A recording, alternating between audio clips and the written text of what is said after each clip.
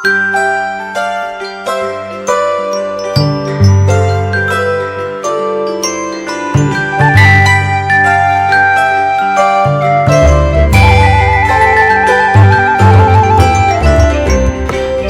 pagi, salam sejahtera sahabat GPIB dimanapun berada. Salam jumpa dengan saya Pendeta Henry Tiri Tamaela, Ketua 1 Majelis Sinode GPIB. Saudara-saudara, kita akan bersama-sama merenungkan firman Tuhan di hari yang baik ini, peristiwa terangkatnya Yesus ke surga. Karena itu mari kita berdoa, kita mohon bimbingan Roh Kudus. Mari kita berdoa. Tuhan, tuntun kami dengan Roh Kudus-Mu, beri kami pengertian, beri kami pemahaman yang baik, dan tolong kami untuk memiliki keberanian melakukan firman Tuhan, mewujud nyatakan damai sejahtera dalam kehidupan kami sehari-hari, pelayanan kami dimanapun berada. Kami mohon di dalam nama Tuhan Yesus. Amin. Sahabat GPB yang dikasihi Tuhan, dalam edisi hari terangkatnya Yesus ke surga atau hari kenaikan, bacaan Alkitab kita pada pagi ini terambil dari Kisah Rasul pasal yang pertama ayat 6 sampai 11. Saya akan bacakan. Lalu ketika berkumpul mereka bertanya kepadanya, "Tuhan, maukah Engkau pada masa ini memulihkan kerajaan bagi Israel?" Jawabnya kepada mereka, "Kamu tidak perlu mengetahui masa dan waktu yang ditetapkan Bapa sendiri menurut kuasanya. Tetapi kamu akan menerima kuasa bila mana Roh Kudus turun ke atas kamu, dan kamu akan menjadi saksi-saksiku di Yerusalem, di seluruh Yudea dan Samaria, dan sampai ke ujung bumi." Sesudah ia mengatakan demikian, terangkatlah ia disaksikan oleh mereka, dan awan menutupnya dari pandangan mereka.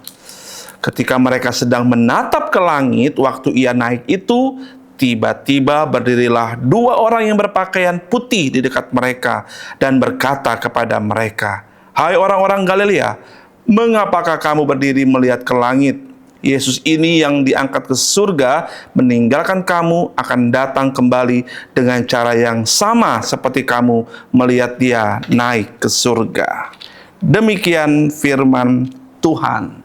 Sahabat GBB yang dikasihi Tuhan, pernah nggak suatu ketika sahabat sekalian berdiri di pinggir pantai, melihat keluasan samudra yang cukup luas, dalam itu, dan kemudian kita merasa bahwa kita kecil di hadapan ciptaan Allah itu, dan kita bertanya dalam hati kita, di mana posisi saya di tengah ciptaan dan karya Allah yang besar ini?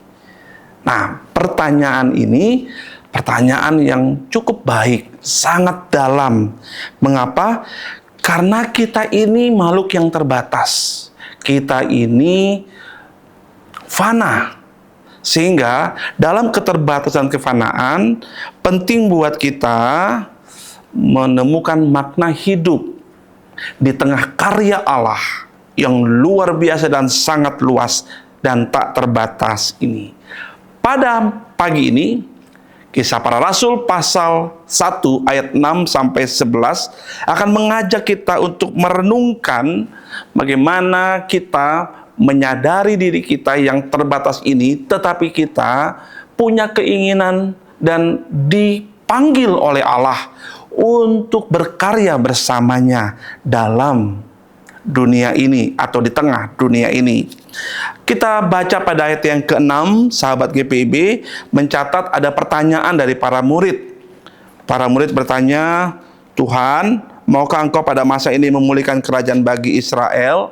Ini pertanyaan yang menarik menurut saya.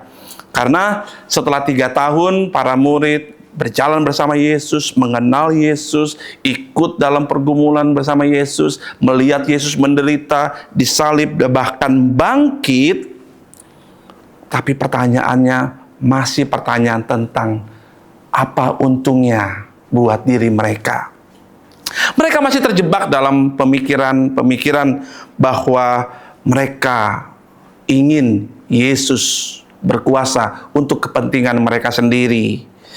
Mereka selalu ingin agar Yesus menjawab kebutuhan mereka. Saya menduga pertanyaan ini sama dengan pertanyaan ketika kita berdoa sama Tuhan. Kita bilang begini sama Tuhan, Tuhan, kapan Kau menjawab doa saya? Tuhan, kapan masalahku selesai? Tuhan, kapan hidupku kira-kira jadi lebih baik ya? Saya mau bilang pertanyaan ini tidak salah. Tidak salah Bapak Ibu, saudara-saudara, sahabat GPIB.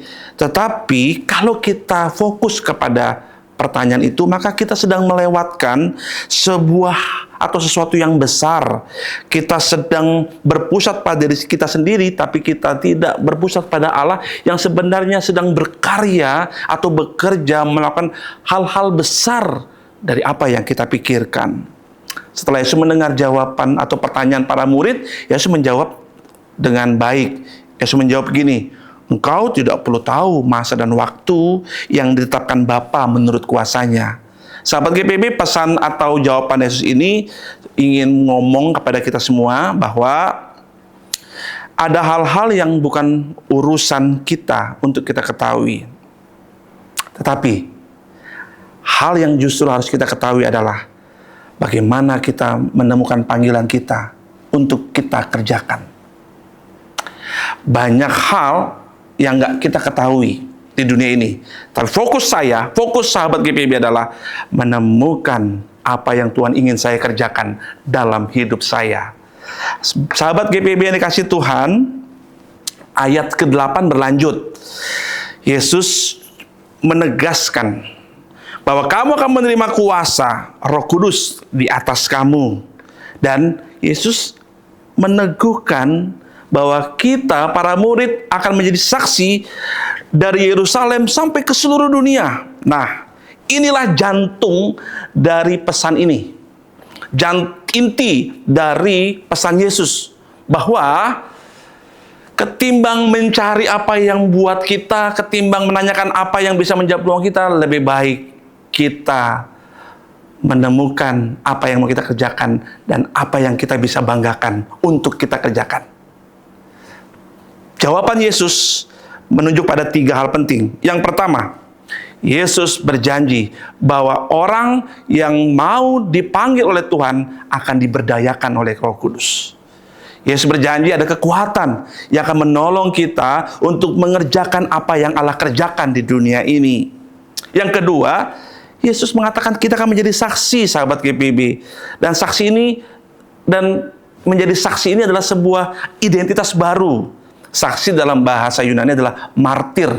Martir itu berarti kita mau menyerahkan seluruh hidup kita, perkataan kita, perbuatan kita, penderitaan kita, bahkan kesusahan kita untuk jadi karya, untuk jadi kesaksian dalam hidup kita. Nah, yang ketiga, tentu Yesus minta kita untuk memandang begitu luasnya, lebarnya, dalamnya misi yang Tuhan berikan kepada kita. Dari Yerusalem ke berbagai tempat yang tidak kita ketahui. Dan ini tantangan. Tapi percayalah, Roh Kudus menolong kita, kita juga akan menjadi martir, kita bersaksi. Kita diminta untuk berkarya dalam konteks yang mungkin tidak kita ketahui. Saya menganggap bahwa yang tidak kita ketahui itu adalah mungkin pikiran orang-orang yang sulit kita kendalikan. Karena dalam pelayanan kan begitu. Kita kepikiran dalam pelayanan ada orang ngomongin kita begini dan begitu gitu. Tapi kita tidak pernah tahu. Kita tidak bisa mengendalikan itu. Itu misteri buat kita. Tapi yang bisa kita kerjakan adalah kita tetap berkarya, bersaksi, memuliakan Allah. Nah, setelah para murid mendengar itu, Yesus terangkat ke surga. Ini peristiwa dramatis. Ketika Yesus terangkat ke surga, tiba-tiba malaikat muncul atau manusia berpakaian putih, 2 orang muncul dan berkata begini, hai orang-orang Galilea, kenapa kamu berdiri melihat ke langit? Yesus ini yang terangkat ke surga, meninggalkan kamu akan datang kembali dengan cara yang sama seperti kamu melihat dia naik ke surga. Ini teguran yang tegas. Tegas, namun lembut juga. Dia seolah-olah mau ngomong begini, kenapa jadi penonton? Jadi orang Kristen itu bukan jadi penonton. Jadi orang Kristen itu bukan jadi orang yang berdiri melihat pekerjaan Allah dan melihat keindahan Allah, kebaikan Allah, dan kita tidak berbuat apa-apa. Dalam kehidupan kita, dalam pelayanan kita, dalam bergereja kita, ada banyak kok contoh-contoh orang yang cuma jadi penonton seperti para murid. Ada orang yang sibuk berdebat di media sosial tentang akhir zaman, tentang Tritunggal, berdebat sampai lupa bahwa dia hidup di masa kini. Dia hidup untuk jadi berkat. Ada orang yang sibuk dengan pengalaman-pengalaman rohani pribadinya, tapi lupa pada sesamanya yang membutuhkan. Ada orang yang sibuk menunggu mujizat nih dalam doa-doanya, tapi dia lupa bahwa Tuhan meminta dia untuk segera bertindak ketimbang menunggu mujizat-mujizat. Ada orang yang sibuk mengeluh tentang dunia yang dihadapinya, tantangan yang dihadapinya, dan dia lupa bahwa dia dipanggil oleh Tuhan untuk menjadi terang. Inilah spiritualitas berpartisipasi, bukan penonton, bukan menatap, tapi memulai sebuah pekerjaan. Bapak, Ibu, dan saudara-saudara, karena itu mari, sebagai sahabat Kristus, sebagai para murid Kristus, kita berpartisipasi. Tanpa ragu, kuasa Allah, Roh Kudus menyertai kita sekalian. Tuhan Yesus memberkati sahabat GB sekalian. Amin. Mari kita berdoa. Bapa yang baik, terima kasih untuk refleksi, perenungan tentang peristiwa kenaikan, dan terlebih lagi Tuhan, menolong kami untuk tidak jadi penonton, tapi menjadi pelaku dari panggilan Allah. Menolong kami untuk memikirkan apa yang Allah kerjakan buat orang lain, ketimbang memikirkan apa yang Allah ingin, apa yang bisa kami dapatkan dari Allah. Urapi kami untuk kami setia dalam panggilan kami sebagai warga Gereja Protestan Indonesia bagian Barat. Memberkati Majelis Sinode, memberkati setiap jemaat-jemaat di 356 jemaat, memberkati pelayanan-pelayanan yang terus akan kami lakukan di setiap bidang pelayanan yang ada. Tuhan menolong kami untuk tetap setia. Bapa yang baik, kuatkan kami untuk tetap bersaksi, menjadi martir, menghadirkan damai sejahtera. Inilah doa kami di dalam nama Tuhan Yesus. Kami berdoa. Amin. Demikian Bapak, Ibu, dan Saudara, salam jumpa kembali dalam edisi selanjutnya Morning Call. Tuhan Yesus memberkati kita sekalian. Shalom.